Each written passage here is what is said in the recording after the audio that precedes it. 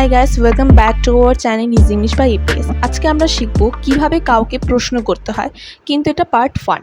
এখানে থাকবে structure, example এবং ডেফিনিশন, আর লাস্টে একটা ফ্রি কুইজ, তাই পুরোটা দেখবে। প্রধানত কোয়েশ্চেন দু রকমের হতে পারে, সেটা নিয়ে আমরা এখানে আলোচনা করব। এক হলো ইন্টারোগেটিভ সেন্টেন্স, যে প্রশ্নের উত্তরে কেবল হ্যাঁ অথবা না আসে, সেই ধরনের প্রশ্নকেই বলে ইন্টারোগেটিভ সেন্টেন্স। এটা নিয়ে আমরা এই ভিডিওতে পুরো আলোচনা করব না, কিন্তু যদিও একটু এক্সাম্পল দেখি। Have you eaten your breakfast? তুমি কি তোমার সকালের খাবার খেয়েছো? এটার উত্তরে আসতে পারে হ্যাঁ অথবা না, কিন্তু কোনো শব্দ বা অন্য কিছু আসছে না, তাই এটা interrogative sentence.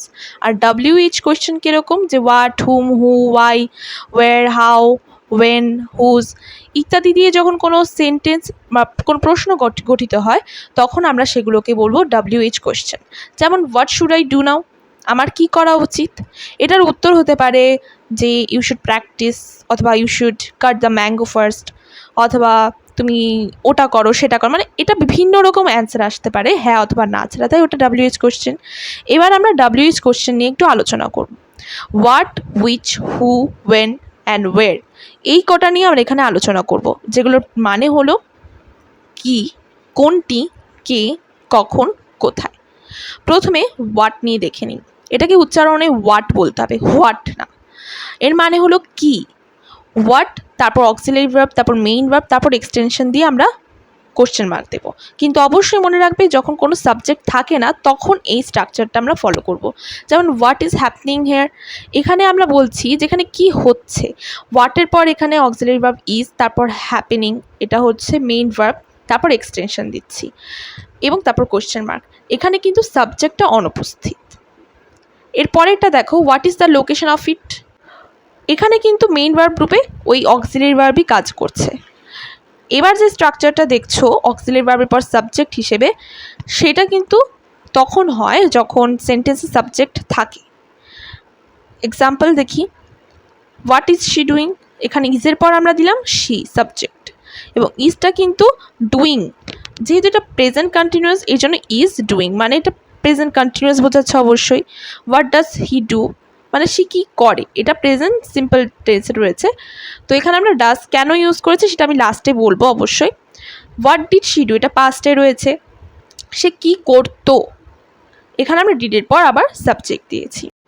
What will Ratul do in his future, সে তার ফিউচার, মানে রাতুল তার ফিউচারে কী করবে, এটা ফিউচারে রয়েছে।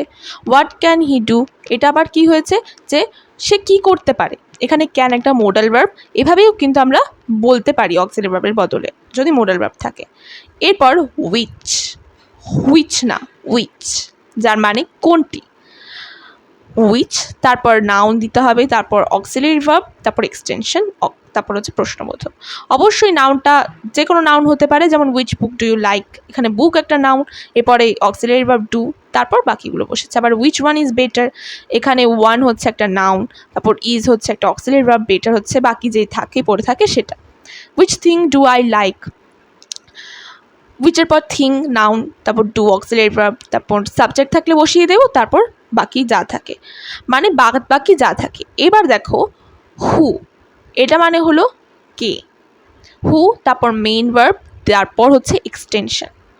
হু ওয়েন্ট দেয়ার, কে গিয়েছিল, এখানে একদম সরাসরি আমরা ওয়েন্ট লিখে দিয়েছি। আবার who is doing the job, simple, is doing একদম একসাথে লিখে দিয়েছি। হু কেয়ার্স, কে কেয়ার করে, কেয়ার্সটাও একসাথে লিখে দিচ্ছি। এবার দেখো হু ডিড দ্যাট, কে এটা করেছিল। ওয়েন, মানে কখন। ওয়েন, তারপর অক্সিলারি ভার্ব, তারপর সাবজেক্ট, তারপর মেইন ভার্ব, তারপর এক্সটেনশন, তারপর বাদ বাকি যা থাকে।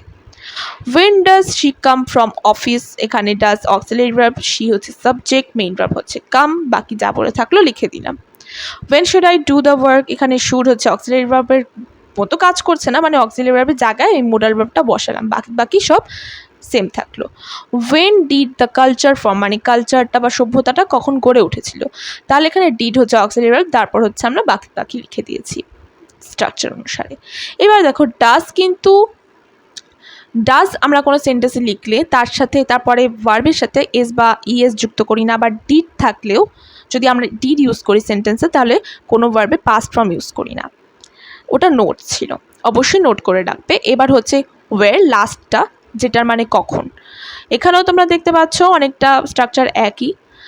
ওয়ের ইজ ইউর হোম, ইজ হচ্ছে অক্সিলারি ভার্ব, তারপর subject your, then main verb, বাদ বাকি যা আছে।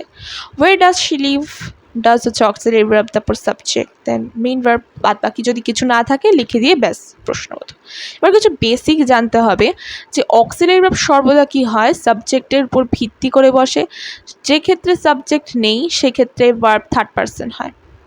এরপর তোমরা যে পার্সনগুলো দেখছো সেই অনুসারেই কিন্তু এই প্রত্যেকটা বাঁ দিকের লেখাগুলো হয়ে থাকে, তাই এটা অবশ্যই স্ক্রিনশট লিখে নিও। আমি আর এটা বললাম না, প্রত্যেকটা এখানে সঠিকভাবে দেওয়া রয়েছে। আশা করব তোমরা পুরোটা বুঝতে পারছো। আর যদি কোনো কোয়েরিজ থাকে, কোনো প্রবলেম থাকে, অবশ্যই কিন্তু কমেন্ট সেকশনে লিখে জানাবে।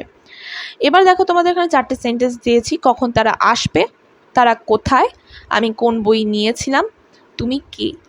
এই 4টে সেন্টেন্স জাস্ট তোমাদের ইংলিশে ট্রান্সলেট করতে হবে এবং বুঝতেই পারছো কখন, কোথায়, কোন, কে, এগুলো প্রত্যেকটি আমি পুরো ভিডিওতে শিখিয়েছি। অবশ্যই তোমরা যদি দেখে থাকো পারবে। এবং যদি ভিডিওটি ভালো লাগে তাহলে অবশ্যই লাইক, কমেন্ট, শেয়ার করবে। এবং thanks for watching this video, subscribe করতে ভুলবে না।